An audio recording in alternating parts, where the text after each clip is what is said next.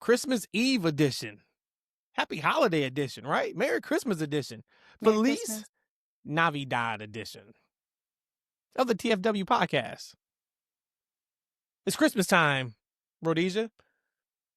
This is typically our favorite time of the year, and it still is definitely different being in Spain. But before we get to that, I do have a cold open question for you as the people drive by. That's that motorcycle. Yo. 29 seconds in. God bless. Who, and maybe even what, is at the top of your naughty and nice list this year in professional wrestling? Does it have to be a wrestler? Wrestling related. Okay. So I originally had the same person at the top of my naughty and nice list. I was going to go with John Cena because he's the biggest heel in all of pro wrestling ever. And as a nice guy, can grant wishes. I mean, he is the greatest wrestler of all time. But I'm going to go a little bit different. I'm going to go with, for a wrestler, I'm going to go with Asuka as the naughty list. Asuka's been really naughty this year. She's been not really any redeeming qualities from her at all. She's absolutely at the top of the naughty list. And then probably like... Okay, so start right there. Yeah. Slow down. You should know by now, after 200 plus episodes, slow 228. down. Let things just 228. breathe. Because I have a few, because I say at the top. You can have more than one on each side. I only really have one on each side. Oh, and I got more than one. So if we're doing naughty, yeah, yours is Asuka. As a wrestler. Number correct. Or wrestling. It's all wrestling related. I got another one then. Okay, so let me get one of mine first, and we'll go back and forth. Okay. Mine's is Travis Scott. Fair. Can't leave us out there like, brother. I rock out to your song every single Monday on Raw. For my phone, getting the windows up, right? Yeah. I'm like, hey. And then I think like, man, you fucked this on WrestleMania. Big time. And then my coach tried to sell something and they mute him up. Big time. That's every Monday. But yeah, you can't be involved in the main event of night 2 WrestleMania and then not follow up. No show, according to Logan Paul, but you were supposed to show up so we can get this tag match. Jesus, man. Naughty list, Travis Scott. Got it. Kind of in the same vein, I'm going to say just in general, because I think this is kind of what started all of that and the no-shows and all that dreadfulness of WrestleMania. I'll go with Triple H in WWE. For that political was reasons. My number one on the naughty list. For on the naughty reasons. list. I have Triple H, WWE, and TKO. Hey, throw TKO in there too. Yeah. Absolutely. Not a good year for Triple H booking. It wasn't. Say what you will. Definitely some positives, but I could probably say down year for WWE from a creative perspective. So that has to fall on Triple H. But then we go WWE and TKO for all the stuff outside of the ring, from massive ticket prices to very questionable decisions and who they are hitching their wagon to politically and all that kind of stuff. Just, yeah. Naughty list. Triple H, WWE, and TKO. You got any more naughties? No, not really. I think in the day and age of wrestling, the naughties is actually nice. So yeah, not on this list. Okay. What else you got? What else you got? My next naughty is Jon Moxley. And It worked out in the end. It worked out absolutely in the end. But my God, was that title reign hard to get through until after we figured out, hey, he is intentionally being this bad and this boring, per se. So when Hangman wins it, it's an even bigger moment. And we got the payoff, right? Kind of like what Cena's idea was of ruining wrestling, where he wanted to be boring and not give us what we wanted, not have exciting matches. It was kind of the same vein. But I remember being in the trenches, trying to get back into watching AEW weekly and just like, yo, this title reign is god awful. Until it wasn't. He was still the champion. He cuts a nice promo. Oh, his promo was like, we're going to have a conversation. That'd be one of our topics soon. Just like, top 5, top 10 promos in the game.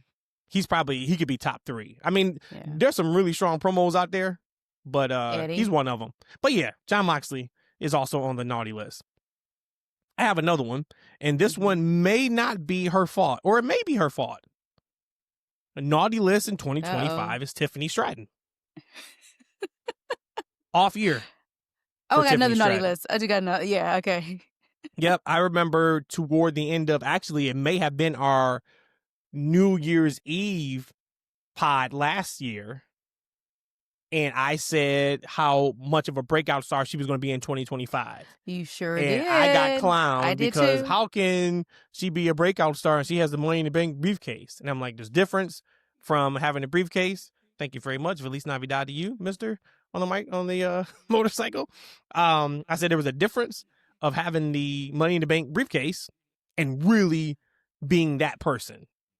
And for whatever reason, if it was her, if it was just creative, I can't control that. I can only control the Santa Claus naughty and nice list. And Tiffany Stratton, you have ended up on the naughty list for 2025. Okay, in that same vein, again, I'm going to go with Tessa Blanchard. Listen, sweetheart, you said some things that was very racist. Along the lines of like Chris Brown beating up Rihanna many, many years ago when he was very, very young for 10, 20 years, even probably now to this day, there's probably somebody who still want to ask him that question. That is just something that you did. You have to own up to it. So her even most recently coming out saying that she's kind of over it. And of course you would say that you're over it. No, you just got to own that shit. I said some foul things, and for as long as I have to admit it, I said some foul things, and just keep it moving. But for her to come out again and just be like, I'm just so tired of all this, this is exactly what we be talking about. How can you become the victim of something that you did? You're the oppressor. You did wrong. So I'm putting her all the way at the top of the list because she told us to pretty much get over it. I'm paraphrasing. She didn't say that, but you know what I mean. I like Tessa it. Blanchard, you're naughty. That's like a shoot naughty. Mm-hmm. That's not a case fame naughty. That's a shoot naughty. Sorry. Hey, it's your list. It's your Santa Claus list. All right, let's move on to the nice. Who is at the top of your nice list? I had nobody on my nice list besides John Cena, like I said. But so I had to do a little bit of thinking. And I'm going to put Javon Evans up there on a nice list. I got him up there. Rising star. They said he's going to be a free agent, soon to be free agent. They said, I think on Raw or SmackDown, one of those episodes. I'm like, okay, let's go. Yeah, I have I kind of cheated, if you want to say it. On my list, I just put the young talent featured on Saturday Night's Main Event. Because that's everybody who I've been super high on. Oba Family, Sol Ruka, of course, Javon Evans. And I'll even throw Leon in there. Had a fantastic promo on NXT against Oba this week, too. Check it out if you haven't seen it yet. Nice. But yeah, I mean, all of them were bubbling, maybe outside of Leon Slater, because he was, he was strictly a TNA talent. But they all were bubbling last year. I was super high on Sol Ruka last year. And I think it's probably like common sense, but all of those names will be on the main roster very soon. So it was a method to the madness of who they picked to be on Saturday Night's Main Event. Yep, for sure. I had another one. I had another one, but then who else is nice? This medicine I'm taking that I'm on right now that's supposed to cure everything. Any ailment that I have in my body is supposed to cure me. It kind of got me forgetful. So check this out. So we go. So Matt's sick, right? I think he's a little bit down on the sale. I think he's selling. I think some of it is just as mental as physical, but he's absolutely physically sick. So shout out to him. Hopefully he feels better. He's in the next room sleeping. He's been sleeping since like Monday, I think, really. But so we wake up this morning and he's like, I'm like, how you feeling? He's like, a little bit better, but I got the worst headache in my entire life. And, body aches. And he's got, phlegm and mucus and all that. I'm like, all right, so we got to get him some medicine. So we go out and walk out in this beautiful weather, get out about 9:30, walking on the beach. It's 50-degree weather, but it feels like 60. So just out there in the hoodie. And we go to the pharmacy. And the good thing about Alicante is a lot of the locals here speak English. Even if it's not the best English, they can speak English. We're going to work on our Spanish for sure next year. But we go in, and Rhodesia asks for cold medicine. He says, cold medicine? He says, yes. So he goes, grabs two things. He comes back. Which one you want? One is pill-related, pills, and the other is like liquid. You put it into like your water. So he's like, which one do you want? And Rhodesia's like, this is cold medicine, right? Gotta make And sure. yeah, and she goes like, fever, headache, body ache. He goes, All of it. everything. Everything. Everything. I was like, oh shit, we lit. Everything. So Rhodesia's like, which one should we get? I'm looking, I'm like, so, I'm always like looking at the value. I was like, okay, well, this one is like the pills and this one is, and I'm looking at the numbers of like how many's in each one. And he It's only goes, 12-pack. just need to take one every 8 hours. And that's after actually I said, oh, the direction says one pill every 6 to 8 hours. No, señorita. Once every 8 hours. I have never in my entire life, and I've been on this earth a long time, I have never seen a cold medicine that you take once every one 8 pill. hours. One pill, not one dosage, which is usually 2 pills. No, one Correct. pill. One pill. Every 8 hours. So I'm like, yo, maybe I'll pop it just to see what the effects is like. You know what I mean? I did. So Rhodesia popped it just to see what it's like. She came in a half hour later and just like got her hands up like this. I don't know what I'm feeling right now. I was like, is it working through you? Like, are you getting your superpowers or what's happening? And she's like, maybe. And then she just like walked off. And then now I see her on camera for the first time in like an hour. So Matt's still asleep. Yeah. I told him he's got to bounce back, man. It's Christmas Eve. You got to bounce back for Christmas. So but the drug I man also is told him, nice look, but also at the end of the day, any youngins out there that are listening, and shout out to all of our listeners and supporters of the pod. If you're watching on YouTube, y'all know what to do. Hit that like and subscribe button. Helps us out. Of course, if you are listening on all the audio platforms, get the word out. Tell a friend, tell a family member. But stop always trying to be cute, youngins. Okay? He is sick because he has decided to go out to try to look cute every time we go out. No jacket, even though it's cool and chilly. Hair wet, whatever that looks like. Not eating right, not sleeping right, all of it. So he is getting his comeuppance, unfortunately for him, on Christmas Eve. Yeah, hopefully you feel better, though. But a shout out then to the pharmacist for being on a nice list. Oh, he's yeah definitely on a nice list. Yeah. Shout out to him. $15 later. You got your superpowers and Matt's going to wake up indestructible. Maybe we get, you know what we do? We get Matt on the New Year's Eve podcast to tell his side of the story. Yeah, I like that. Or show off his superpowers. He'll just have shit just start moving. Like, who else? All right, so I got another one. Oh, I got one too. We said a young talent. Mm-hmm. I am going with Naomi. Jinx, I was just about to say that. She was naughty. She was nice, turned naughty, but turned back She was never naughty. Never naughty. She had the best run of her entire career in 2025. She was psycho, though, and now this year. she is pregnant. So shout out to Naomi. Hopefully the pregnancy is going great. She's been kind of quiet on social media. But go have that baby. Enjoy. We'll see you in 2026. Mm-hmm. Indeed. You got anybody else? Me. I said wrestling related. We have a wrestling podcast. All right, we'll skip right through that one. I also have Toni Storm and Mariah May, a.k.a. Blake Monroe. Okay. One of the better storylines in AEW, not involving CM Punk, MJF, or the Elite in a very long time. Probably maybe even like top 3, top 5 storyline in history. Just fantastic work they did. And, Mariah parlaying that to getting to NXT WWE, that she's always been her dream. I thought that was fantastic. They are definitely on my nice list. And shout out to Toni for still being as instrumental and as important in that women's division in AEW without the title.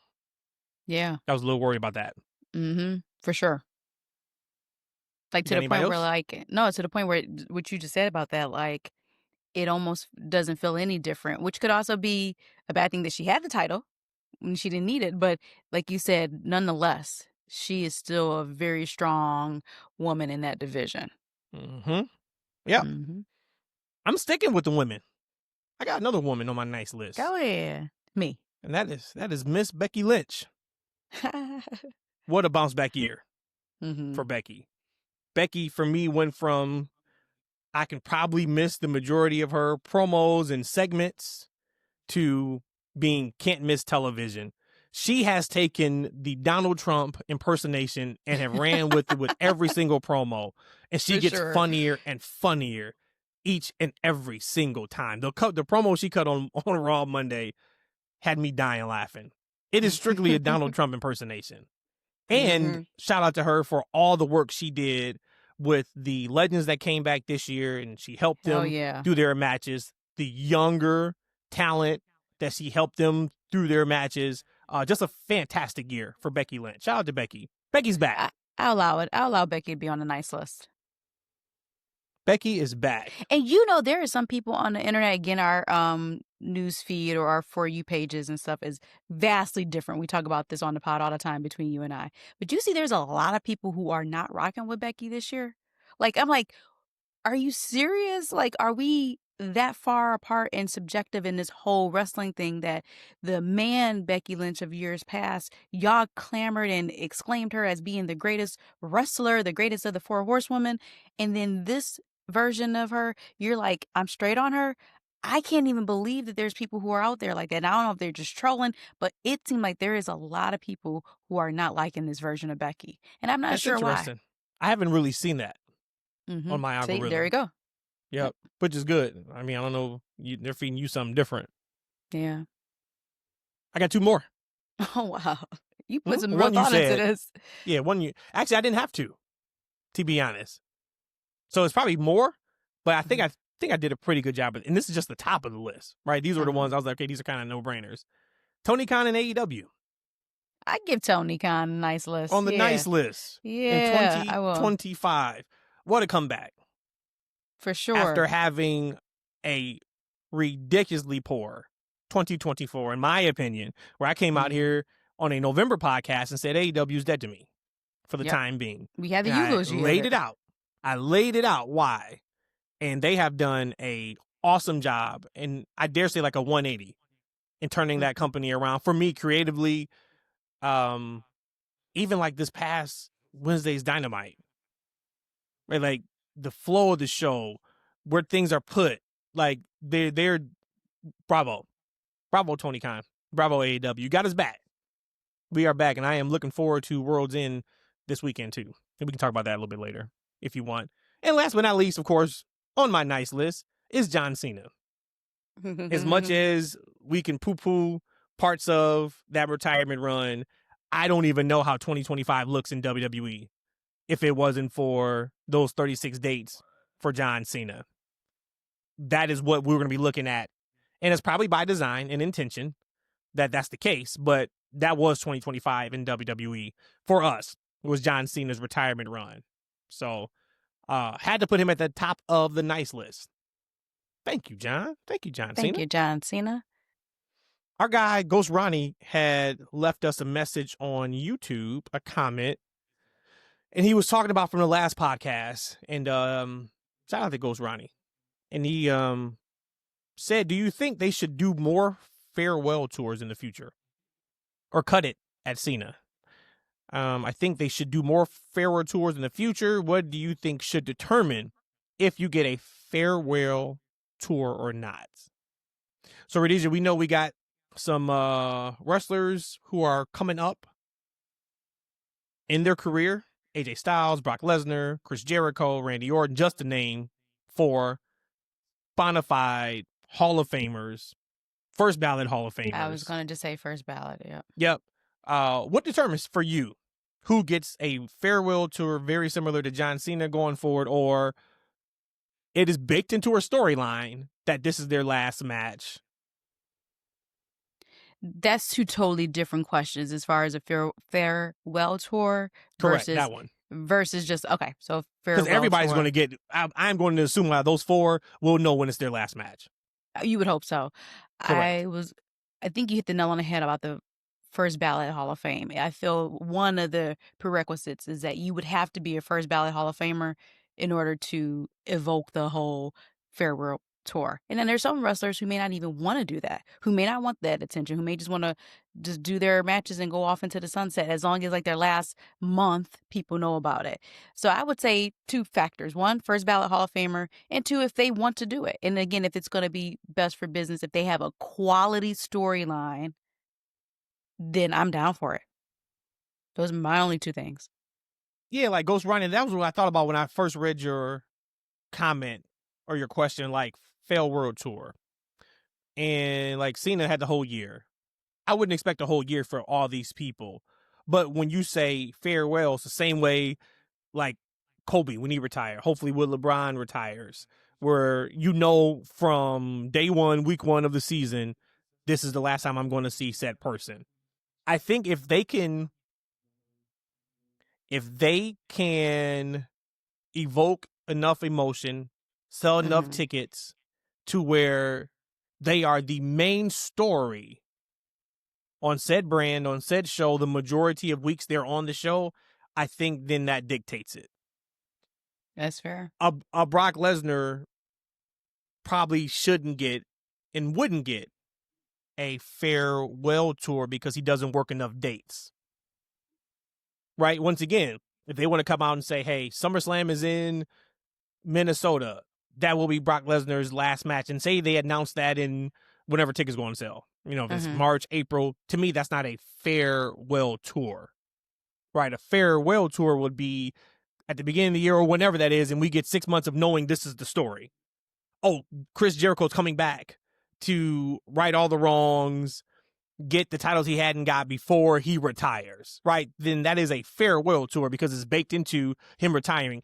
AJ's probably going to go on some form of farewell tour, and that may only be 2 months, 3 months, but if they're already talking about him kind of hanging it up on television right now for next year, yeah, he's not going to be at that level of the John Cena type of tour. He's probably not even going to be at the level of the Randy Orton type of tour. But I can absolutely see him getting some type of tour where his appearances are baked into this is the last time we're going to see him. This is AJ Styles' last shot at the title, tag team match. You know, they'll do that kind of thing and kind of go from there. But yeah, I think if you are a bona fide first ballot Hall of Famer and you don't have anything else crazy going on that year, you know, there is no finishing the storyline. There is no tribal chief type of storyline. Then I say, yeah, you know, maximize it, utilize it. But one thing I missed, and I only thought about it as you were speaking about it. I think number 3. So 1, first ballot Hall of Famer. 2, the talent actually wants to do it. 3, you can't come back and keep wrestling. So although I love Nikki Bella for coming back, and I like, it takes a little bit of time to kind of get back into getting the well-oiled machine. She's getting it. I like her on a mic this last on Raw. I thought it was Raw, right? Or SmackDown that we just saw her on. I thought she did a phenomenal job on. Thought she did a phenomenal job. Probably the best mic work that she's had since she's been back that I've seen. But you can't keep coming back. So if you are going to go on this farewell tour, I can't be invested in the farewell tour and then in next year you're going to come back for a legacy match. I don't want to see it. And again, this is something where John Cena said, I'm never going to wrestle again. Now, is it fair to assume that every single person who's going to retire is going to never have another wrestling match? Probably not. But I think there has to be some kind of, we can't see you back in the ring for a matter of years. Get it? We can't see you back in the ring. That's pretty cool. I didn't mean to do that. My natural baseline is humor. Speaking of, and I got something for that. Actually, let me intro the pod. No, I got something for that. Let me intro the pod and we'll get to that. No, it's not. This is episode 228. Nothing compromising. Of the TFW Podcast. That's freaking wrestling. The best kept secret in wrestling podcast. And evidently, according to ChatGPT, the podcast that tells you exactly how it is. Once again, we'll get to that in a second. Y'all know me. I'm your favorite talker out of these wrestling streets, Matt, joined by that beautiful lady right there, Rhodesia. Yo. Perfect segue. Because I was playing around on the computer a couple days ago, doing stuff for the pod. And I don't really use ChatGPT, not because I have a issue with it or things of that nature. Like I know we got to evolve or die type of thing, right? So I said, hey, especially once we move to Spain, I'll have more time to just like really get into stuff that I've wanted to get into and just haven't had time and things of that nature. One is like really learning all the things that like my Mac and my iPhone can do. I went down that rabbit hole a couple days ago. But your ass only remember one thing last night of all the things you like, you I went a little researched. too hard. I went a little too hard. Couldn't remember nothing I retained. I didn't retain anything. My retention is pretty good usually. But so I go on to ChatGPT. Let me pull this up. And I wanted a YouTube page description, right? Because I wanted to see how much they knew about our show and see if it was like cookie cutter or if it was generic or bland or basic. No. So ChatGPT absolutely knows the best freaking wrestling podcast. So, okay, so I got that, right? So they send me the thing. I was like, okay, that kind of sounds like us for sure. So anybody who's used AI, they'll then ask you secondary questions. Hey, if you want, I can blah, blah, blah. So one of the options was, if you want, I can match a specific host personality. That's all right. Match the host Matt's personality. I wasn't happy with the answer, Rhodesia. Why not, Matt? Since we're going there. What does that? It says got it. I'll lean into a Matt style vibe. Loud opinions, sarcastic humor, real fan energy, zero corporate polish. If it would have stopped right there, I'd have been good. I would say that sounds actually very good. It. Here's a revised description that feels like Matt is talking directly to the viewers, what it says. I don't really believe I'm this. Just read it. That's Freaking Wrestlers, the podcast where Matt says what wrestling fans are already yelling at their TVs. No suits, no filters. Just straight up opinions on WWE, AEW, and the beautiful mess that is professional wrestling. All right, we're doing pretty okay. Just keep going. We're breaking down matches, calling out bad booking, praising the good stuff when it actually happens. Okay. No, that's to make it seem like good stuff doesn't happen often. No, it doesn't. It says when it actually happens. And absolutely roasting the nonsense when it deserves it. It says this isn't a recap show. This isn't everything is awesome. This is real wrestling talk. From a fan who's been watching way too long and isn't pretending anymore. All right, it's like a shot at my age. I don't appreciate that. Then it says expect hot takes that might piss you off. Okay. Passionate rants and unapologetic fandom. Wrestling history, modern chaos, and fantasy booking. Laughs, debates, and how did they mess this up moments. If you're tired of safe opinions and love wrestling despite how ridiculous it gets sometimes, welcome to That's Freaking Wrestling. I think that is a perfect summary, sum up, whatever that you search ChatGPT for. So I'm like, you know what? Match the host Rhodesia's personality.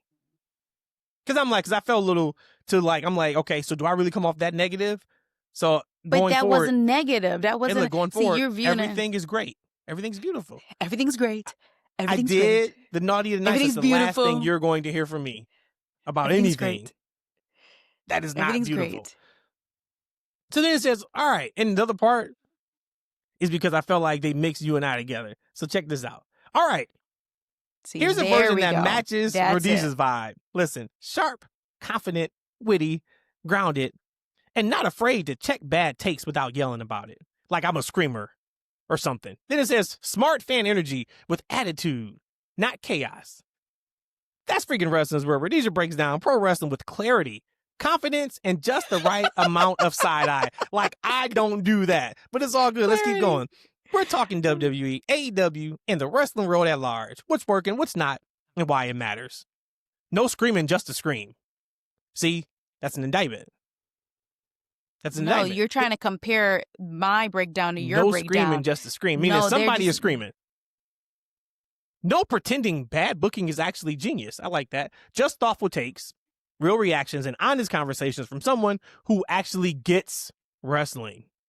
This podcast is for fans who Love wrestling, but don't worship it blindly. Appreciate good storytelling and calls out lazy writing. Enjoy humor, insight, and a little bit of a sass. Wants conversations that feel real, not rehearsed. I love all that. Rhodesia brings balance to the madness, breaking down matches, characters, and moments with intelligence, personality, and a fan's perspective that isn't afraid to be critical or give credit where it's due. Now that's the CM Punk and Cody Rhodes critiques are there.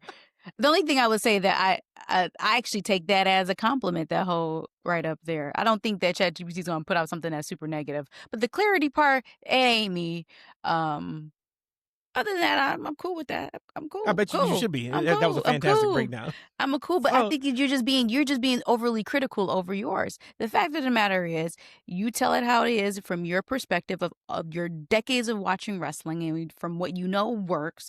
And like I told you before, that you have a brain of an elephant and memory of an elephant when it comes to this wrestling thing. You will remember something to pull it straight from your head back, hey, 15 years ago when this happened on this pay-per-view and this was the main song. Back in the days when they used to have theme songs that was bigger, like kind of than what it is today. Boy, I mean, we remember that Korn did this song. I mean, like, you would remember things and pull things like a wrestler. Like, I think that you could have been a wrestler in a previous lifetime. So that's just how you talk and that's how you are. And you speak intelligently about it and you can debate somebody. And then you get me where I can get stubborn and in my ways and I don't always clearly state my opinions as intelligent as yours. Clearly. I had a pause because, again, that's an insider thing. Clearly. But, I mean, the clarity part is the only thing that I would probably say they probably just got me on when I try to pronunciate my words better. I think that's probably where the clarity came from because I really don't give a clear view. I usually ramble and kind of talk in circles. But see, if this was real, it'd be I am sassy. It'd be like, that's freaking wrestling is where Rhodesia makes up fucking words every single week. You know, it'd be something like that. You know what I mean? And she's sassy about it, and she'll explain like how that word actually is a word, and it is because we talked about this before. Language is language. She doubled down. So then it said, if you want, I can blend Matt and Rhodesia's voices for a full channel description. And I'm too deep in now. Like there is no closing the laptop and just moving on. Right now we need it. Blend Matt and Rhodesia's voices is what I said. And actually, this is pretty good. Actually, this is great. I'm not gonna lie. Perfect. Here's a blended Matt plus Rhodesia description. This keeps Matt's raw energy and bold opinions balanced by Rhodesia's sharp insight, humor, and grounded takes. Passionate without chaos. Smart without being boring. That's Freaking Wrestling is the podcast where loud opinions meet. Smart Wrestling Talk, hosted by Matt and Rhodesia. This covers WWE, AEW, and the wider wrestling world with equal parts passion, honesty, and common sense. 1 minute we're hyped over great matches and storytelling. The next we're calling out bad booking, wasted talent, and decisions that make absolutely no sense. I agree with that. Matt brings the fire, real fan energy, bold takes, and zero patience for nonsense. Rhodesia brings the balance, clear analysis, sharp humor, and the ability to say what's wrong and explain why. Together is wrestling talk that feels like your best group chat. Match breakdowns and storyline analysis, rants, debates, and reality checks, praise when it's earned, criticism when it's deserved, love for wrestling without blind loyalty. No corporate spin, no fake positivity, just two fans who care way too much and aren't afraid to say it. New episodes regularly. Subscribe for real wrestling conversations. Jump in the comments because wrestling can be amazing. Wrestling can be ridiculous. And sometimes you need both voices to call it like it is. That's Freaking Wrestling. Okay. I thought that was pretty awesome. I thought that was pretty good. I liked all three of them. Yeah. All three of them is good. Well, I didn't, but yeah, so everything after this show is amazing. Like it's amazing. We won't even be able to do the beautiful like best tops awards next year because everything is tops. I all of a sudden feel much better about the John Cena retirement run. Give it an A for excellent. A for excellent. I did watch your video probably 28 times. Which video? When we were last week when we gave out grades and you said D for dog boo boo, dog shit. Like we didn't get it the first time. That was me being clarity. That was my clarity in use right there. That was your clarity for that. That was your clarity. That was absolutely your clarity. Dog. That's funny. So yeah, so it is Christmas Eve everywhere for the most part. Happy holidays. this is a awesome time of the year. Hopefully for everybody. Hopefully everybody's having an excellent holiday season, whatever holiday that you celebrate and you subscribe to. I hope you have an incredible time. For us, of course, you guys know we are in Spain right now. I am the biggest Christmas head that I know. I have always loved Christmas. Christmas has always been my favorite holiday. So it's been a little different this year because, of course, we are away from family and friends out here, just the three of us. Not that it's been bad at all. It has been wonderful. It has been incredible. The lights, the events out here have been tremendous. We don't have anything up in the apartment that we're staying in because, of course, like we're moving to another apartment in a couple weeks just to test out that vibe for like 5 or 6 weeks before we come back to the States to officially apply for our visas. We got to do it from our home country. So going back then in February. But so we didn't buy any decorations. That's completely different. Our home, and maybe what we'll do on the YouTube version, we'll put up a couple photos of what our home used to look like at Christmas time because we used to go all out. Like I said, this is like the holiday season time for me. It's the first year that I haven't bought one Christmas gift. And I typically spoil the hell out of Madden Rhodesia every single year and do that whole thing. But it's all good. We talked about it last week. We did go to the Nutcracker last Wednesday. Wait, we haven't talked about that since. Okay, I guess we haven't had a show since then. No. What you think about the Nutcracker? Yo, my first ballet I've been to. My first ballet too, and I was like, I don't want to do the gender roles here because I'm a feminist here, but to get off of that high horse of me being a feminist, I'm like, I see why some men be like to their wives, I'm never going to ballet again. Like, I love music, I love art, I love the dancing, I like having to interpret what they're trying to relay because again, everything's wrestling, right? Everything's storytelling, and try to understand it. But literally 3 acts, I guess that's typical. After the first act, I was like literally over it. There's no words. There's just, it was like, and then they didn't have any adult beverages. Like I look like such a high person on this episode here. Like there's like no alcoholic beverages that you can have, not even water. Like there's nothing, no food. It's a regular old school European theater. You go in there for the start time, and then when the act is done, you could take a pee-pee break if you want. If not, you sit there until it's over. I'm glad we experienced it first time that we did it together. We broke a cherry together. We've been together for a very long time. So to be able to break a cherry on something together is unique and cool. And I don't pop a cherry. Not pop a cherry. What'd I say? Break a cherry. Break a cherry, pop a cherry, whatever. But yeah, I don't think I ever want to go to ballet again, unless like it's like a Missy Copeland or like this is the absolute best ballet performance show ever. But yeah, I'm like, we did. At one point, I was actually like, we don't have to stay for the third act. Yeah. I have the program that tells me the program tells me how it's going to end. Spoiler alert! Now. Spoiler alert! She wakes up. They dance to music. Okay, got it. Yeah, we did it right. Mm-hmm. I mean, and like that's when you say that you're capping it. We did it. Yeah, that's it. And that's what it was. We did it. You could not the experience was priceless, right? Sure. First ballet, being in Spain at a beautiful theater, like legit theater, not a restoration theater, not a theater that is meant to look like it's a old school theater. No, you are in a old school theater, right? So even what comes with that. And then it being the Nutcracker, which I've never seen before, and we all know the song.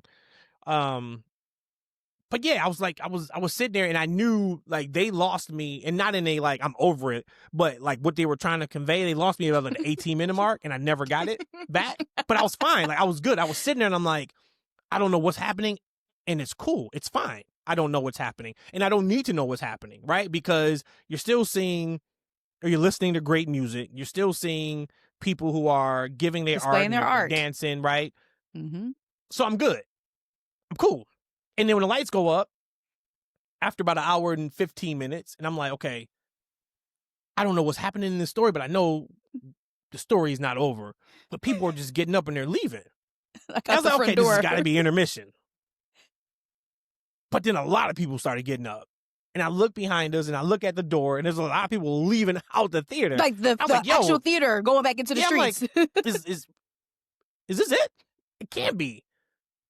So Rhodesia, because they give us the program. So Rhodesia gets her phone out, Google translates, take a picture of it. Trying to, because I was behind the no 5G. No, we're good. Like, there's like another act.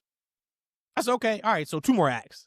I said, okay, so then I know that. All right, I guess these people are coming back. But they're literally leaving the theater. So I was like, all right, well, let's get up. But there were like more than half, the majority of people were still sitting down in their seats. So we get up and we're walking around. Now, I already knew there wasn't any drinks or food. One, you wouldn't have food there because that's not what you do. It's an old theater, yeah. Right? You live and you learn. I didn't know that. But then I didn't see really anybody with drinks either. Like, I saw a couple people with bottled waters when we first got there. Because they brought those. Was it. Right? So I'm like, okay, so they probably brought those. So Rhodesia's like, you got to go to the bathroom? I was like, well, let's go try to find a bathroom. We don't find one on our level. So we go up, to the next level and we find a bathroom like in this corner. I was like, does it really say like we can go to the bathroom? She's like, yeah, look, it says blah, blah, blah. So we go and then we just like walk around and we're just like, okay, there's nothing like, so there is no any type of drinks whatsoever to get, no refreshments. So then I'm like, I guess we go back to our seats. So we go back to our seats. It's about like 7 minutes later, they come over the PA and, I guess they say show's about to start again because I don't know what he says. And lights come back down. Show starts again. It was cool, but it was really, really cool though, right? But like, I'm good. I don't need to go to another ballet anytime soon. But it was cool. It was cool. Like if somebody said, hey, should I go? I would say, well, first off, would you even care about seeing that type of entertainment? And if you say yes, absolutely go. If you say no, no, I would say no. But it was cool. It was cool. So we did that. Just the sights and sound out here is just beautiful and tremendous. Just going out at night and seeing the decorations. They have concerts in the city center here at night, just free. You can sit down and listen and watch. So we saw that. Of course, where we are, there are a ton of bars and restaurants. So a lot of that, of course, is decorated into Christmas stuff. It's just a really awesome vibe out here. And I didn't realize and recognize it until I sent a couple pictures out to some family members. And the response I kept getting back was how clean, like, it is out here. And I guess for me, like, I've gotten used to it because when I'm taking the pictures, I'm like, man, this is just beautiful images. I'm not thinking about, and it's clean too. So very clean out here. Just awesome. Just like really, really cool. I am absolutely missing though the quote unquote home experience of Christmas. I am missing, of course, coming home to a Christmas tree. We've still watched a ton of Christmas movies, listen to Christmas music, but it's different when you don't have decorations up in the house. It's different when you're not at work or talking to people about, hey, what's your plans for Christmas? Who's coming into town? Your kids coming in? Are you going anywhere? Missing that kind of stuff. Thank you very much. Feliz Navidad to you and your motorcycle. So like it's been awesome. I did say I think probably going forward, if like it would make sense for us to go home on Christmas. Maybe leave like December 23rd, December 22nd, come back January 4th, so we're home with the family and friends, for like a couple days before Christmas, and then do the New Year's thing and then head back. But the weather is incredible. Like being able to, like, even this morning, it's Christmas Eve, going to walk to give Matt some medicine, and like we're walking on the beach. Yep. Right. And actually, I had to take my hoodie off at one point because it was hot. Right. And like just the calm and the sun. It's unlike anything that I would have thought I would ever really experience. And not even because it's not vacation, right? This is like really our lifestyle going forward. So there's also a different feeling to that too.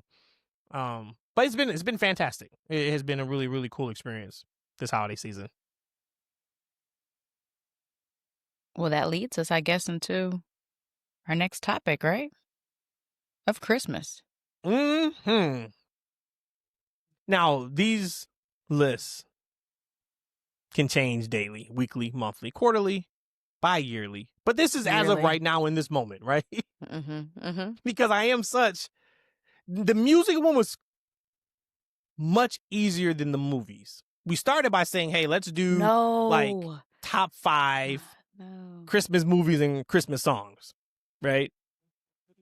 And spoiler alert, I cheated on the movies. I can't get it to 5. I just can't. I can't get it to 5. And that's not even including Christmas specials. So that's not including Frosty the Snowman. It's not including Rudolph the Red-Nosed Reindeer. It's not including How the Grinch Stole Christmas, the cartoon. That's not including any specials. This is strictly just movies. The music, I could have been good probably with only doing 4 songs. Way. Yeah, like in terms of like my top. And they're not in order. I mean, my number 1 is my number 1, but I didn't do it like in, hey, this is my second. This is just the top 5. But the movies, I have 5, 6, 7, 8, 9, 10, 11, 12, 13. I have 13 movies on here. Movies was easy for me. So you only have 5? With 2 honorable mentions. Okay, so you got I didn't even get well. Oh. we'll keep going with that. So all right, let's do songs first. Okay. Because how many songs you got? A lot. Okay. So let's go ahead and give me your honorable mention songs first.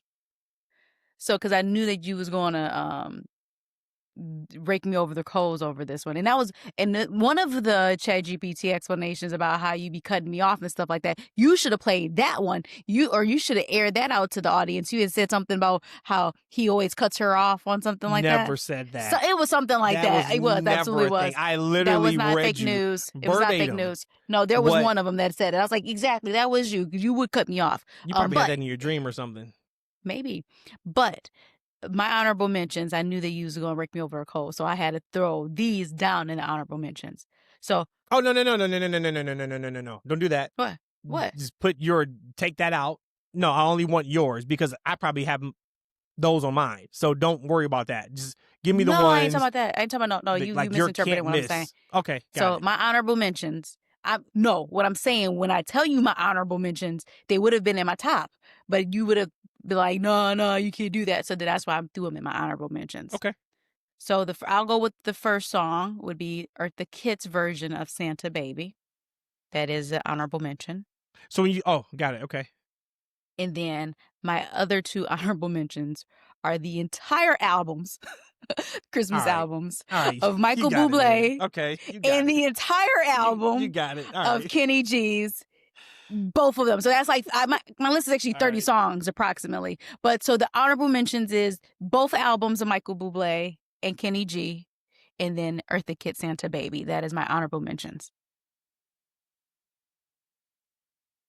How about yours? I don't have any honorable mentions for songs. Okay. Do you have, is your top 5 like you're in order? Like this is number 5, this is number 4, this is number 3? Or do you got just 5? No. Okay. But my top 2 is my top. Well, my top 3 is my top 3 for sure. Got it. And actually, I have 6. Sorry. All right. So then, what's your 6? Because that should be an honorable mention too. Then. Yep. It is the Vanessa Williams version of "Do You Hear What I Hear." So now my question is to you: if we are talking about top Christmas songs, yes, have you listened to Kenny G and Michael Bublé in its entirety this holiday season? And have you listened to that Vanessa Williams song yet this holiday season? Yes. Because if not there's the whole no album. way for it to be not the whole album. There's no way for it to be a top. Not the whole album. Not the whole album. Not Today this is year. Christmas But Eve, ma'am. It's over. Yeah, but if this was a regular one, absolutely. But no, the whole albums. No, I did not listen to the whole albums. I listened to probably half of both of the albums, and then of course, yes to Eartha Kitt, yes to all these other songs that I said here. I'm going to say here. Okay.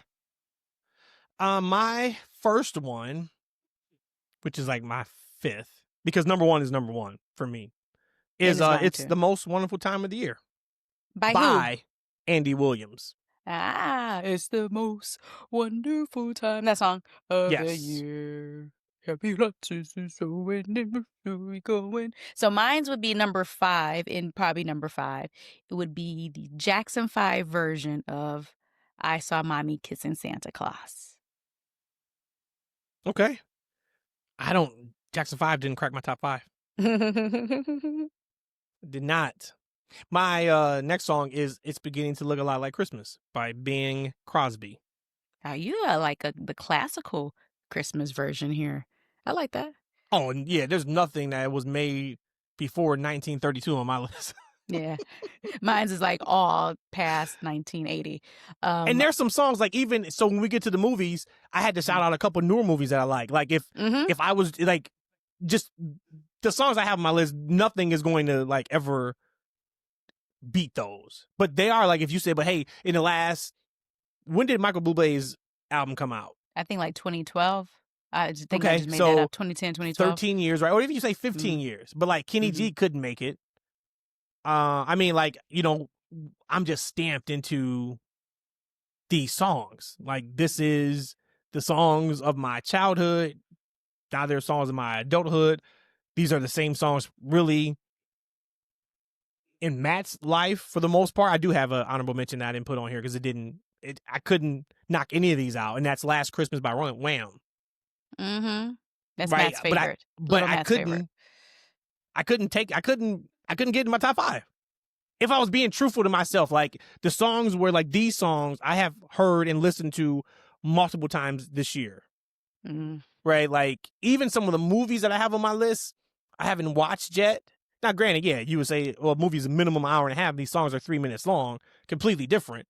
But it's still the point of like, if it's my top, okay, I need to like have listened to it multiple times. But yeah, like I couldn't get, but like there's a few great songs. Boyz II Men, Let It Snow didn't make my top 5, and that is if we did top 10, that's top 10 for me.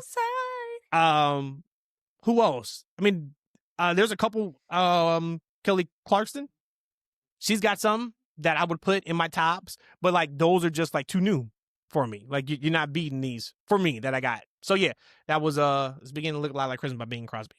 So that was 3, right, for you? In no particular order. You have 2 4 left. Go. You have 2. Okay. That was 4. My next one, and I'm going to take a quick moment, and this is where the bold take of Rhodesia comes from. I'm going to take a moment to thank the person who wrote this song and who had originally sung this song, because it is an absolutely beautiful, passionate, soulful song. However, I like someone else's version who covered it more than the original. God. So again, Don Hathaway, thank you for making such a beautiful song. But This Christmas, performed by Chris Brown, is on my top list. Argue with you? That's blasphemous. It's not blasphemous. I gave Donny Hathaway all his props for that. Thank you. Beautiful, amazing song. It's so blasphemous that that's not even on my list, but I'm sitting here talking about this blasphemous. That's another one. Like we did top 10 easily. But I don't think I've listened to Don Hathaway's version of This Christmas yet. I'm sure I have. Actually, I think I did when we were in Michigan. I think we did. Yeah, I think I listened to it. Yep. In a car. Yep. Number 3 is Jingle Bell Rock by Bobby Helms. How can you not? Like, yeah, it's in every classic Christmas movie for the most part. Yeah, like that's like actually you're right. That song is, we talk about this before, like you have to be like dead inside to not be happy when you hear certain music, certain songs. The Jingle Bell Rock, like you have to be like in such a low place, and if you are, call somebody and get some help, because that song should just bring out the happiness and the joy for sure. You don't have to be like a Christian or someone who celebrates Christmas. Just that song itself should make you feel really good and happy. Vibes. My number 3, now this, I am now going in order. My number 3 is Kelly Clarkson, Underneath the Tree. Love that song. I could cry every single time that song comes on. Love it. There's somebody just screaming outside. It's either they're screaming or it's a whistle. And I could close the door just so you guys know, but the reason why I don't... That's all you do. Yeah, I'm sitting right in front of this big, beautiful window, and the sun is coming out, which is helping with the sun for the camera and the video. But if I'm sitting in the sun, I'm baking, right? So I'm getting hot. So I Oh, open the got it. door just to get some breeze in here, some air in here. Ain't nobody want to hear no motorcycles. Yeah, no. But it kind of We gives have it, a like, really the good real audio vibe, production. right? Yeah, Sure, we do. I guess so. Yeah, We sure, do. Yeah. That's a good one though. Kelly Clarkson, yeah, she does it big. I Yeah. like that one too. And I saw her perform it multiple times live. Mm-hmm. Like, are we serious? So that's my first American Idol. Classic. Should have won triple, right? Mm-hmm. Number 3 for me. No. Number 2. Yeah. Rocking Around the Christmas Tree by Brenda Lee. Yay. That's a good one. It's another one. Yep. You're definitely classical. Mm-hmm. Yep. This one, I cry just thinking about the song. This topped the list. When I first heard the song, I was like, oh my God, this got me in a chokehold and like would never like let up. Even like this Christmas, like the Christmas Silent Night or the Soldier Silent Night, that's a good one. That gets you kind of choked up every time if you actually in the moment listen to the song. But I knew that it was just too emotional. It won't crack my list. But this one right here by the Pentatonics, Mary, Did You Know? That song to me, the very first time I heard it, I was just like, yep, this will be forever one of my most favorite Christmas songs in its entirety. Is your number 1 Nat King Cole? It sure is. Christmas song, right? It is. Yep. The Christmas song by Nat King Cole. That's my number 1. It's just so funny. Your list is so much more modern because you didn't have the same type of like connections to Christmas when you were younger like I did. It's just funny how that works, right? Like, it's just because every song you said is a fantastic song, but I'm like, how in the world could she put that Pentatonic song over like But Mary, like Did Christmas? You Know? Like, what are you doing, man? Whew. But yeah, that reason for the season is Jesus. Plus, I didn't believe in Santa growing up, so maybe that had a lot to do too with spoiler alert. You do now. Spoiler alert, I do. My God, man. Yeah, for sure. I mean, as a child, I didn't believe in it, but I know that Santa's real. You know what I do appreciate? This takes us right into the Christmas movies. Like, we were watching Christmas Chronicles last night, number 2. And I really appreciate the movies that take the time to present Christmas and Santa Claus in the way that it should be presented in modern times. Like, there's some care that goes into that for me, where it's like, okay, they really thought through if this is all a real thing, right? Like, if North Pole is shoot, what does that look like in the 20th century? Right. And then that's what they present, opposed to either just relying on old tropes or, not putting any care or thought into it at all. That adds a lot to me for that. So this was, and next year's Christmas show's gonna have to look completely different because we just like ran through a lot of our. Now, granted, the answer may be completely different next year. We say you can't say anything you said last year. Not with your top 5 Christmas songs and movies. Like I said, I have like 26 movies on here. I'm not gonna take too long. So then you should leave because, like I said, a total looking at all of them, I only have 7. Okay, 2 honorable mentions. Some of the newer movies I really like because, of course, every movie I have on here is classics. In my opinion, classics. 8-Bit Christmas, which is on HBO Max. Jingle and Jango, which is on Netflix. A Christmas Story, Christmas, which was the sequel to A Christmas Story, which is also on HBO Max. Yep. And then just talked about A Christmas Chronicles. I think those are like, for some of the newer movies, those are really, really good ones. But these didn't make the list because they just couldn't, because it's 5. But here's the thing. Some of them had to, but I'm only going off of what I've watched. What didn't make the list is Best Man Holiday, which is a incredible movie. That has you and had me in a chokehold too. Ooh. Yeah, such a fan of that movie. Makes you ugly cry. Yep, for sure. And then It's a Wonderful Life, which I actually just watched for the first time maybe 2 or 3 Christmases ago. Yeah. And I've watched it every year since. I haven't watched it this year. Probably won't be able to fit it in this year. But what a movie. What a movie. So those are ones that like I just had to put in there. But I got National Lampoon's Christmas Vacation. Is that in your top 5 or is that in your honorables? No, it's not in my top 5. Okay. I got Deck the Halls, which is absolutely movies not the best, but it speaks to me because I was all about like having the best Christmas decorations outside. So it just spoke to me. But I had to put that on there. And then I got Jingle All the Way, and that actually may be closer to my top 5. Turbo because Man. I make sure to watch it every single year. It's an easy watch, hilarious movie. Shout out to Sinbad.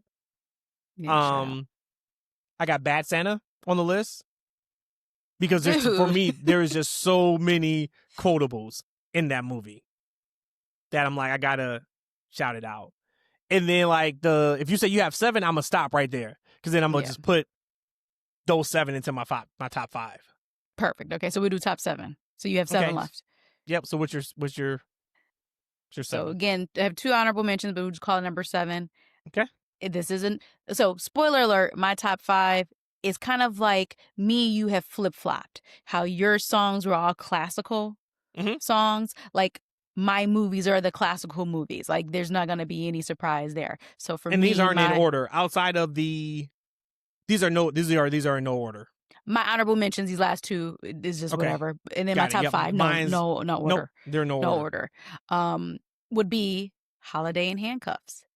Absolutely love that movie with Melissa, I forgot her last name, and Mario Lopez. Shout out to Freeform and ABC Family. It was ABC Family back in the day. It's Freeform now. It was ABC. And they only show the same 3 movies now. Like, and they put Toy Story in it, like Toy Story's a Christmas movie. I don't understand that. No, they don't. Are you serious? But yeah, like Toy Story's on like, well, I don't know about this year.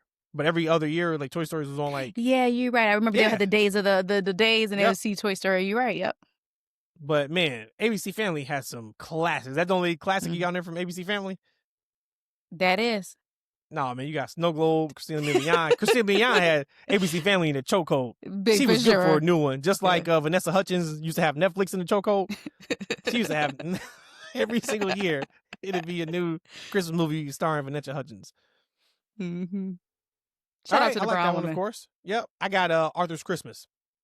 Oh, that's a good one. Classic should have won triple. Oh, that gets me to used to watch it on 3D. But it's good. Yeah, it was such a good movie. I like Arthur's Christmas. I love Shout out to Arthur. Watch that. Yeah. He had the true vision of Christmas. He sure did. Not want to give a spoiler alert on that one, but that was his brother was just all about right. just trying to, you know what I'm saying, just do it to be more efficient. Man, efficiency ain't always where the spirit at. Where's the spirit at? Where the spirit at? Grandpa got a kid. Boy. That's my guy right there, though. That's my guy. All right, so my number 6, that was still part of the honorable mention. This is probably should be a top 5 for you and I together because there has never been since this movie since the first time we've seen it, because I don't think we saw it when it first came out. Since it came out that we've seen it, we've watched it every year, no matter what. But 4 Christmases with Vince Vaughn, and I forgot her name right now. When you talk about family chaos and how that could really F up your relationship, when you thought you guys are both confident in everything that you're doing and you have to deal with the family, that would make you rethink your whole existence in your relationship. That movie to me is an absolute classic, and a Christmas can't go by without me watching 4 Christmases. Nope. And that's another one, but it's not on my list, even though I make sure to watch it every single year because it just can't. I can't fit them. My next movie is Miracle on 34th Street, the original. Yeah. I don't have to. I mean, the rest of the movies, I don't have to even talk about it. I'm gonna say what they are. Yeah. So I don't have to give no reasons. So now we got top 5s. What you got? National Lampoon Christmas Vacation. Okay. Yep, I had that. I got Elf. Elf was mine as well. Are we probably going to finish off the top 3 at this point? You got Santa Claus on your list? I have the Santa Claus number 1 because we're doing movies. Right. So I try to follow directions there. Santa Claus 1. Okay. Polar Express? I did not put Polar Express in mine. And Polar Express is because of the memories. The movie I think is fantastic, but you guys know if you've been watching and listening to us, we used to have a awesome home theater system.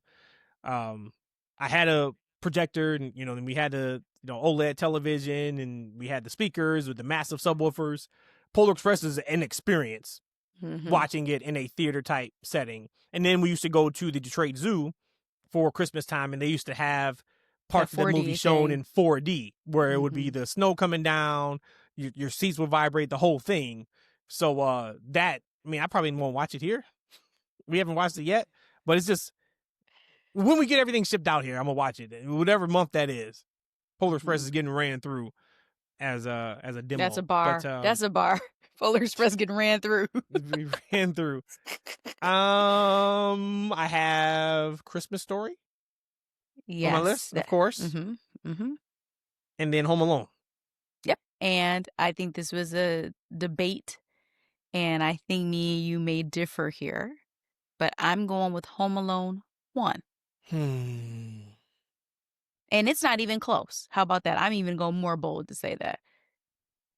And I love New York, but it's not even close. Home Alone 1 is the better Home Alone. Yeah, I think so too. Okay. Yeah, I mean, like if I can only watch Home Alone 2, I'm probably not going to trip. You mean but Home I gotta Alone watch 1? one of them. No, I'm saying like say if I can only watch 2 and I can't get to 1, okay. But yeah, I think 1's a better movie. It is. I think so. Yeah, I think 1's a better movie. Yep. Excellent. That was our Christmas stuff. And as always, y'all know what to do. Tell us y'all favorite Christmas movies, Christmas songs, even Christmas traditions. I would love to hear all of that. And once again, man, happy holidays, Merry Christmas, Feliz Navidad to everybody out there. We're not done. I got 2 more things I want to talk about. Then we can get out of here and get to and enjoying the Christmas holiday. Jake Paul. Fight was last weekend. I said if the fight lasts longer than 2 rounds, I know what's up.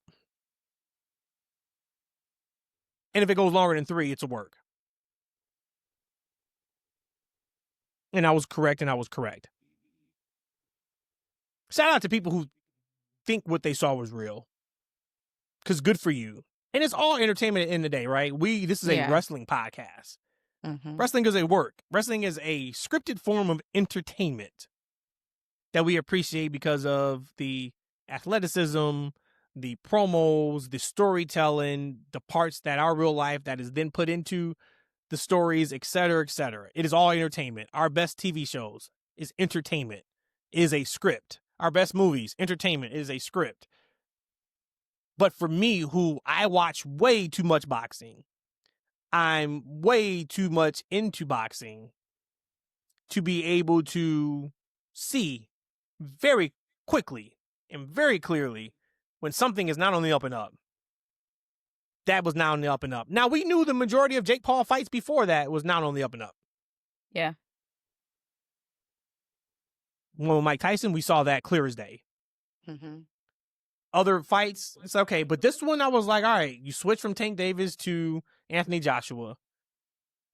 Anthony Joshua is still a primetime money heavyweight fighter. He can't just go along with just doing whatever. So I'm like, okay, this is going to be really interesting to see. So we watched the fight. And like I said, 2 rounds in, I'm over it. I'm still going to continue to watch because here I woke up early just to watch it. Right? Or late, however you want to look at it. I think it started at 2 a.m., 3 a.m. Our time. So went to sleep like 10 p.m., hit the alarm, make sure I was up to watch the majority of the undercard. And then we get to the main event. And like for me, it's just a situation of I know what his fights are now going forward. I probably won't tune into them because I know what they are. And it was so funny, just the people. It was really only one guy who put out, because I put out a tweet about, you can't fool me work. And he tripled down on, I don't know what I'm looking at. I'm a casual fan. Yeah, I bet you do watch a whole lot of boxing. If you think somebody getting punched in the face like that is a work, then you're what do you call me? An idiot, I think you said. And I said, Stupid well, idiot. if you believe a heavyweight championship fighter doesn't know how to cut off a ring, doesn't throw one combo in the entire fight, doesn't fight in the clinch, and it's real, then you're stupid. I don't even know why you even entertained that response or gave them a response. Yeah, why not? I mean, Because I don't care. It don't bother me. But it's like, I know what I'm looking at. I know what I'm looking for. And everybody keeps going to the punch. That punch was probably 30% of what Joshua could have hit him with. Right? It's a perfect shot in the corner so Paul can brace for it. And then you get the people on social media, 6 inches higher, it would have been, dangerous catastrophic for Jake Paul. I almost cussed. Do you guys know that these boxers are trained killers? They know exactly where to hit. They know exactly how to hit to cause any type of damage they want to cause. Yeah, that was a strong hit. He made like $100 million. Anybody in the world would take a broken jaw for millions of dollars. Like, come on, man. So I just wanted to bring it up. Yeah, it's not necessarily wrestling related. But it's got a wrestling storyline attachment to it because Logan is in wrestling. Jake, it's absolutely a work. And the other thing too, I'm like, there were really, really so this is now like another like, hey, this is kind of stuff to pay attention to going forward. Even watching Logan's reactions, he was a little too boisterous and a little too over the top in the crowd when Joshua was missing.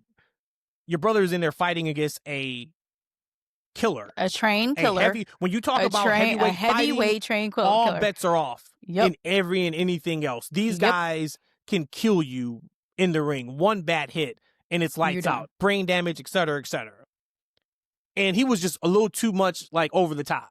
Where he was sitting at, he's right in camera. I'm like, okay. At one point, Joshua missed, and then Logan Paul literally turned his entire body to mock the missed punch to the crowd. And he did turn back around very quickly. They are still engaging into the fight. How do you not know your brother's about to get his head knocked off right now? Oh, because that's not where he knows he's not about to get his head knocked off right there. Yet. Exactly. The other part of it was two things. At the end of, I think, round 2, round is over. They shoot in the middle of the ring. I think it was it Intuit Tax or whatever it was? Intuit Tax, yep. Okay. And Mauro Rolano, he still got it. I miss him on any type of wrestling commentary. But they shoot the camera down. They zoom into it, and Mauro does a quick promo for it. Well, if the fight was over in either round 1, round 2, we don't get that. And the other one was, we get the January 5th Raw quick graphic, either in Raw round 2 or 3. Well, if the fight's over, we don't get that graphic either, so we don't promote it. It was just too on the nose. Once again, I know what I'm looking for, right? Like, I know I've been around the block. I know what I'm looking for. If at the end of the day it's entertaining, great. And then somebody could say, then what's the point of having it be a work? Well, it's twofold. Anthony Joshua was definitely a bigger name today than he was before that fight. That's number one for him. Massive payday for him. No chance of getting hurt. And that sets you up for your next big money fight, win for Anthony Joshua. And you get to knock him out. So nobody's going to say you couldn't put him away, all that kind of stuff. For Jake Paul, what's the point? To show you went in there with a heavyweight fighter and you lasted 4+ rounds. And oh yeah, and I got a broken jaw from it. Now you get the sympathy card. Now you get the, he's much better than we thought. He lasted 4 rounds where the other guy only lasted 2 rounds with Anthony Joshua.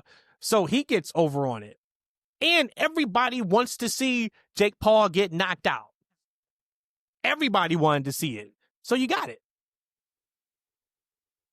I am not a professional boxer. And I'm only speaking from the perspective of me being what I consider a boxing fan. not a purist in any way, but just as a boxing fan. And you and I have had this conversation multiple times. When your Floyd Mayweather's faded out, with your Manny Pacquiao's fading out, Oscar De La Hoya, Sugar Shane Mosley, when all those guys were fading out, at this point, those were not even your heavyweights anymore. The mixed martial arts scene started to get more popular. So then it introduced UFC. Boxing became kind of now like an old man entertainment sport. And a lot of the luster that boxing once had was starting to fade away. The big names weren't there anymore. And I remember saying to you many years ago, man, boxing's going to have to do something because the interest just isn't there anymore. Like, if they're all retiring, they're all done. Like, and then this whole UFC is starting to make a thing too. So the fight appetite that people want, they can get it out of UFC and mixed martial arts. So where I'm getting at, and you're right, today, boxing, dare I say, is bigger because it's on everybody's mouth. Everybody's talking about it. Everybody's saying what happened at this event over the weekend. And it is bringing maybe more legitimacy to now that in that heavyweight fight, especially if now Anthony Joshua and Tyson Fury actually fights. Maybe there's more exposure to that, for sure. I give you that. But in that moment, when I first saw it, when it was finally announced that it was going to be Anthony Joshua, I was like, is he really about to sell out? Is he really about to compromise the integrity of his sport over a Logan brother? A Paul brother, I mean? Like, I instantly got mad. So then I'm like, okay, whatever. We wake up, we took a quick nap, wake up, watched it. And when it wasn't over in the first round, when I'm like, he's not even throwing jabs, he's not doing anything. This is still a heavyweight champion. There's a 1 foot height discrepancy between the two. So the arm reach is probably about a foot.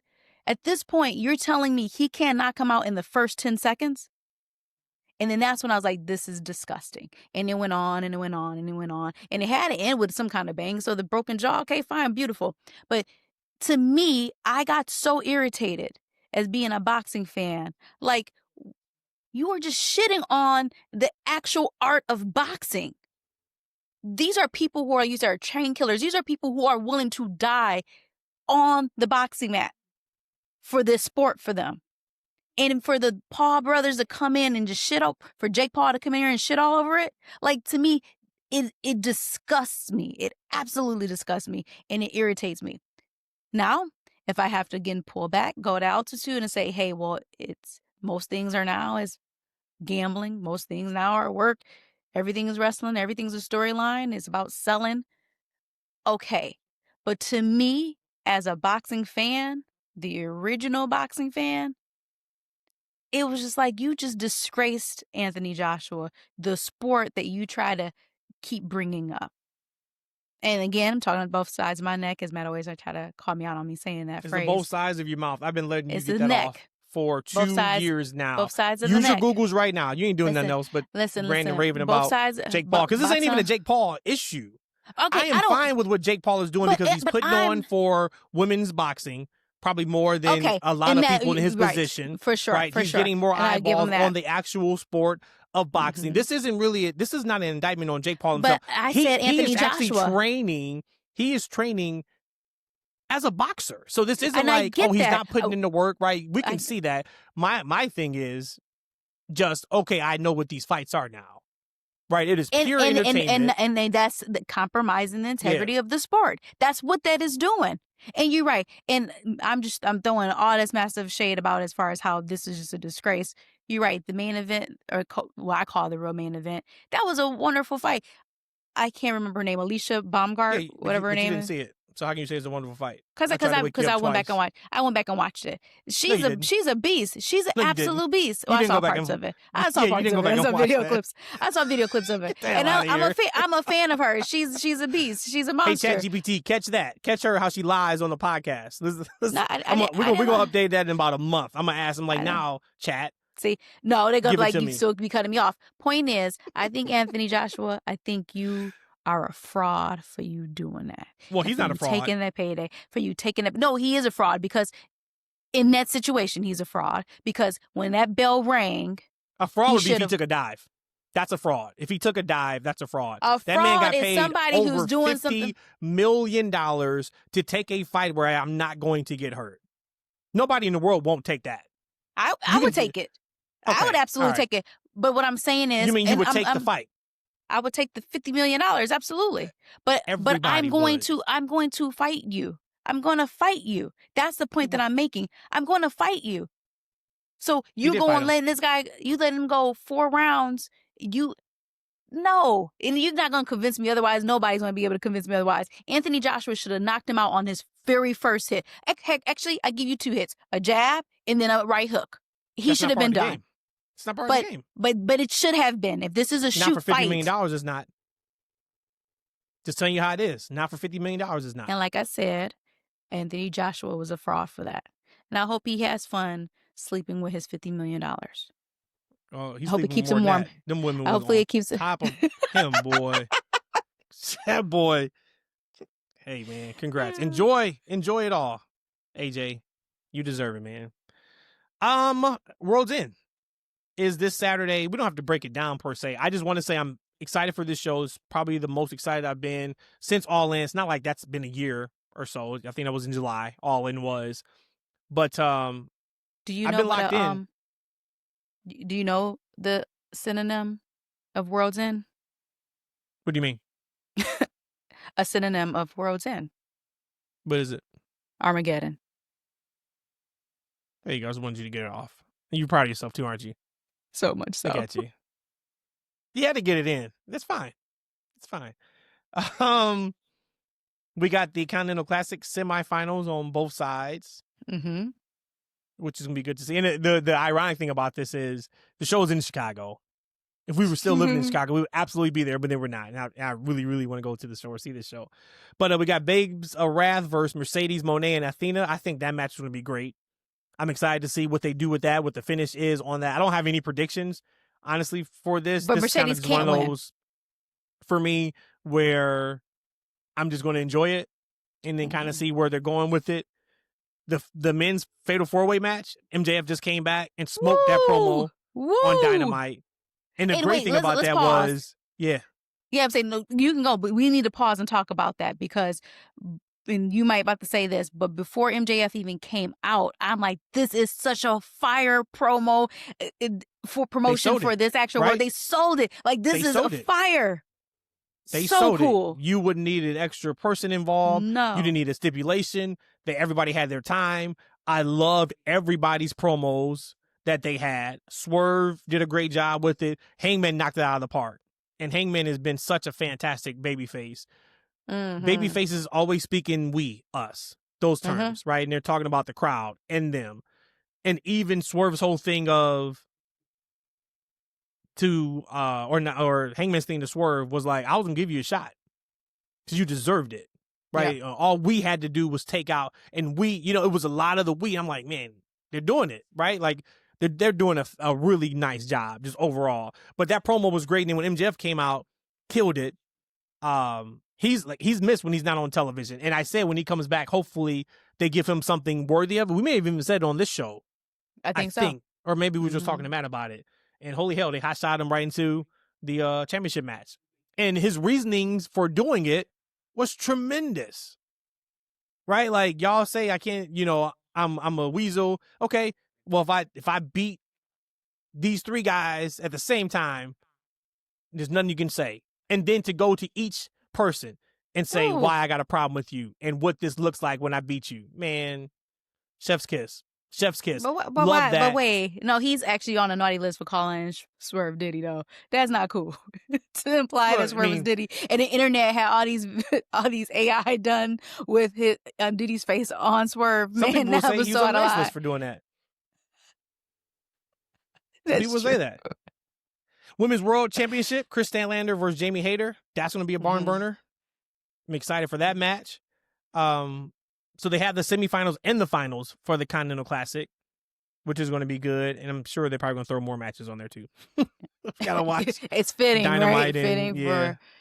I think what they should call. No, I'm going to do that because then no, never mind. But yeah, I'm excited for it. It's this Saturday, because I'm definitely not excited for the Lions game.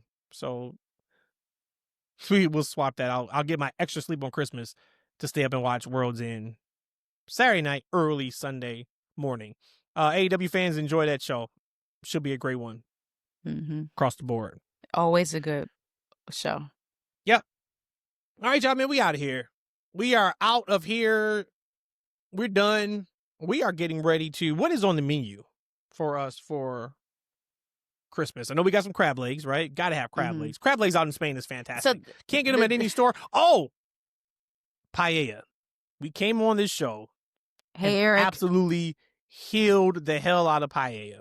When we first came here back in October. This is a waste of money, rice. This is blasphemy to rice.